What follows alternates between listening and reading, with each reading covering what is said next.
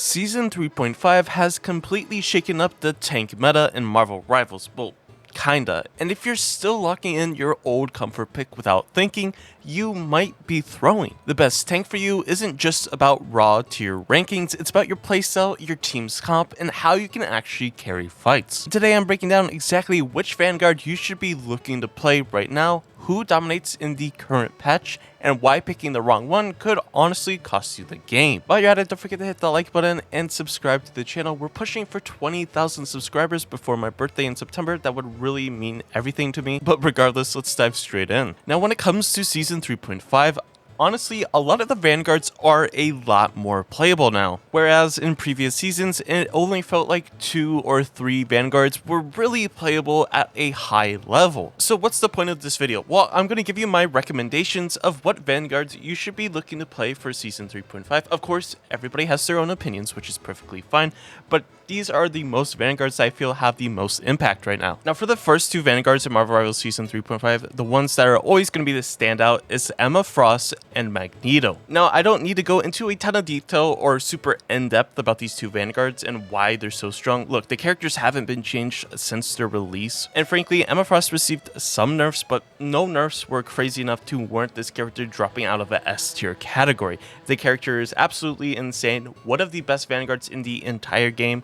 Again, along with Magneto, the 2 best characters, honestly, in the entire game out of all of the roles as well. And realistically speaking, Emma Frost counters pretty much every single Vanguard in the entire game. That's why you see a lot of the time the character getting banned, but when the character is open, you should definitely be playing that character if you aren't already. Now, vice versa, the same exact thing can be said about Magneto. Magneto has been a character since, I guess, Season 1 that's been one of the best, if not the best Vanguard in the entire game.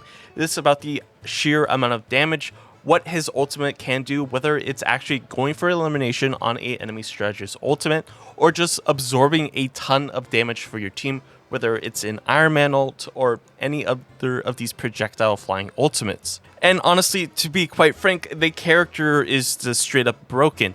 Now, his ultimate is very good. It can one-shot enemy strategists, it can one-shot pretty much everybody but Vanguards in the game and some duelists. The one thing that makes Magneto crazy, in my opinion, is that Magneto can one-shot squishies outside of his ultimate.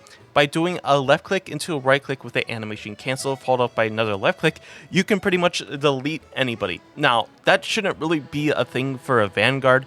Look, some people that play Magneto a ton are going to argue that, oh, I love this. Yes, you like it, but he should not be able to one-shot those squishies outside of his ultimate.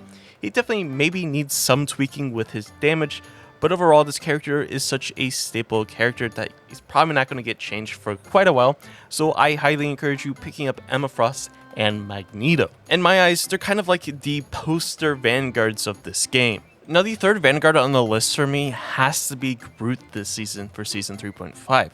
Now, Groot receives some changes where they increase his fine strike range from 20 meters to 22, meaning he can attack from a further distance now, just 2 meters extra, but it definitely is nice. They also increased the Floral Colossus effective range radius from 20 meters to 24 meters. That means when you place your big wall, the brown wall that gives you extra health and damage reduction, you can be 4 meters further away now and still get the effect. Now, Groot also received another change, and that's he got a new team up with Mantis and Loki, and that's Vibrant Vitality, where Groot gains the new Wild Wall ability from his team up with Mantis. This wall can be placed down, and it's like a mobile heal pack, if you want to say. It provides about 40 healing a second to nearby allies randomly, but that 40 healing also adds to how fast you're going to be getting your ultimate. And just like always, the only characters you really have to account for when you're playing Groot are characters like Wolverine and Punisher, because those are the characters that are going to be destroying your walls in a matter of seconds. Of course, you also have to worry about some flyers like Iron Man, Storm, and Human Torch, but for the most part, the only 2 characters you really want to be watching out for is Punisher and Wolverine. Now, if you get those 2 characters banned, Groot in most lobbies can absolutely carry and just go crazy in the matches. Again, that healing wall is kind of a slept on ability, I feel. I think that team up is amazing. Groot basically gets his ult every single team fight now because of that wall, how fast it stacks up into your ult charge, things like that. Now, for the most part, from Season 3 to Season 3.5, the quote-unquote meta is relatively the same exact thing, with a few additions of maybe you're opting to run a more triple strategist composition or running goats, whatever. Having that extra, damage of Groot is just a great addition. So if you're looking to pick up a Vanguard for Season 3.5 and it's not a Vanguard like Magneto or Emma, then I highly encourage you to check out Groot. The character is awesome, very interactive character, has high, I would say, APM, actions per minute, placing walls, breaking walls, right click, left click, the whole shebang. If you're an ADHD brain person like myself, then I definitely recommend checking out Groot. Now, if you watched my tier list video, you know that I put Hulk and Venom in the B tier. Now, this doesn't mean they're bad or anything like that. I think these two Vanguards are very good. But again, when it comes to playing ranked or a high level play or even tournaments, you have to ban specifically for those heroes to shine. That being said, I think there's still very good Vanguards to play this season, especially when I see a triple strategist lineup of Mantis, Loki, Luna, and you run a Venom. You have all of the damage boosts you need as Venom to one-shot literally any character in the game, and it's absolutely disgusting, and you should definitely abuse this if you're playing in a more organized team or organized environment. I also think that Venom just does a very good job of being a backline nuisance. Even if the enemies are running a triple strategist team composition, you can easily dive into the backline, force whatever out, whether it's Loki runes, Soul Bond, Luna Snow, Clap, whatever. If you can force those out and get out and live, you've done your job as a pseudo dive tank. After, you get those abilities out, you can easily re-engage, re-dive with one of your other teammates and quickly clean up the backline. Now, when it comes to Marvel Rivals, I've always said that a majority of the heroes in this game are extremely good. You just have to understand how they play and how do they best fit into team compositions. When you play Venom or a character like Hulk or Captain America, you have to think about what your other Vanguard player is playing. If the other Vanguard player isn't playing a character like Magneto, Doctor Strange, Groot, Emma, then it's not going to be in your best interest to play a character like Venom, Hulk, or even Captain America, because they're not going to do, amazing on the front line by themselves. Now, these players are playing for themselves, and I think playing for yourself can only work to a certain extent or a certain rank. You can sort of play for yourself if you're amazing at the game, from, I would say, bronze to about, give or take, plat, diamond. Then things become a little bit different and you have to start thinking about the rest of your team. Because, believe it or not, what you pick impacts the rest of your team. Whether you want to admit it or not is completely up to you. Got a little off topic there, but I think our fifth Vanguard has to be a character like Doctor Strange. Now, I think Doctor Strange, just like I was saying about Hulk, comes with certain situations. If you have a Magneto up, I would rather play the Magneto over the Doctor Strange, but there are, certain scenarios, certain bans, certain saves where Doctor Strange will do a little bit better than Magneto. Of course, not always, but it can certainly be true. Now, in Season 3.5, Doctor Strange did in fact receive some buffs. First, they increased his primary ammo count from 8 shots to 10, which is definitely going to impact how much damage he's going to be able to do, and I guess increase his elimination potential because he has those extra shots if you want to look at it that way. Another buff he received is that they reduced the Cloak of Levitation cooldown from 15 seconds to 12. Now, that 3 seconds doesn't sound like a lot, but in a game like Marvel Rivals, 3 seconds is a ton. Basically, having this reduced allows you to be a lot more annoying, essentially. You're going to be able to pester flyers if you want to play it that way. You're going to be able to really bait cooldowns when you fly up and just be a complete nuisance. You can also increase your survival chances by having that reduced because you're going to be able to fly a lot more, get out of more sticky situations, and things like that. And I also think that Doctor Strange pairs extremely well with Groot. I think their synergy is remarkable, and combos and other things you can pull off is insane. And when you're playing a character like Doctor Strange, the only character you want to be looking at to probably ban is going to be Emma Frost. Emma Frost is essentially the shutdown to double shield team compositions or shield compositions in general. Because all of Emma's diamond form, this completely negates his shield, so if you're choosing to ban a character because you want to play Doctor Strange, my best recommendation is going to be Emma Frost. And for the most part, we're seeing Emma Frost getting banned a ton. So if that character's gone, Doctor Strange is definitely going to be an option. And if you're playing against a Groot as Doctor Strange, you can fly over the walls, fly out of harm's way. So it's all good ways to kind of work around all of the possible, aggressors or counters. Now, when I think of the 6th Vanguard, I think of 2 characters. I can't really distinct between the 2 because I think they both feel relatively good, and that's both Hulk and Captain America.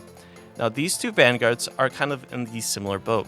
You have to ban specifically for these heroes so that they get a ton of impact. And they kind of face the same problem that Doctor Strange and Venom have, and that is Emma Frost is in the game. Now, once Emma Frost isn't in the game, these 3 dive Vanguards, Hulk, Captain America, and Venom, get a lot more value.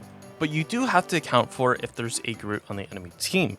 Because Groot is such a good Vanguard in my opinion, he can easily wall off the lines of sight from your healers to your dive tanks. So you have to take that into account when you're playing these dive tanks. You have to look at angles or areas to dive that has the best line of sight, and if a Groot were to wall off, will you still have visibility to your healers? Now, a lot of people think that, Hulk, Venom, Captain America by themselves are insane. Well, I kind of agree with that, but you also have to account for the bans like I was talking about. But in terms of Season 3.5, if you should pick up these dive tanks, I think you should definitely pick them up. I think you should have them in your roster for when those certain situations where those dive tanks are needed. Now, the biggest things you have to keep in mind is if those counters do come to play, if they do come onto the field, do you have options? Can I still be playing this dive tank into my counter and am I comfortable? Or should I just go swap? I think that's where people kind of get confused. For the most part, I tell players, the second you see a counter and you're not getting value, you just have to go back and swap. Don't try to keep forcing yourself to play into that counter. Even if you're not comfortable on the other Vanguards that are in the game, I would rather you try to pick up another Vanguard than forcing yourself into that relentless gauntlet. Now, when it comes to Season 3.5 and which Vanguards you should avoid playing, now I'm not saying that you should avoid them, I'm just saying they're not the best in the current meta. The 2 Vanguards are Thor and Penny Parker. Now, before you type into the comments, oh, Thor is amazing, whatever. When you look at the current meta of what characters are getting played, you look at characters like Magneto, Emma Frost, and you're looking at a character like Groot. In my opinion, these 3 characters are a Thor's kryptonite. If the Thor dashes in with his shift, the Groot walls off the Thor and your team just turns and nukes the Thor. If a Thor dashes in, the Emma Frost just grabs the Thor, kicks him to the wall, and your team nukes him. And if you're dying as Mag to a Thor, there are some serious problems going on. I think the current meta just doesn't suit Thor, even though he did receive some nice buffs. I think there is just way too many counters in the game that are currently meta that really hurt him. Because you have characters like Psylocke that will absolutely shred him, do a ton of damage.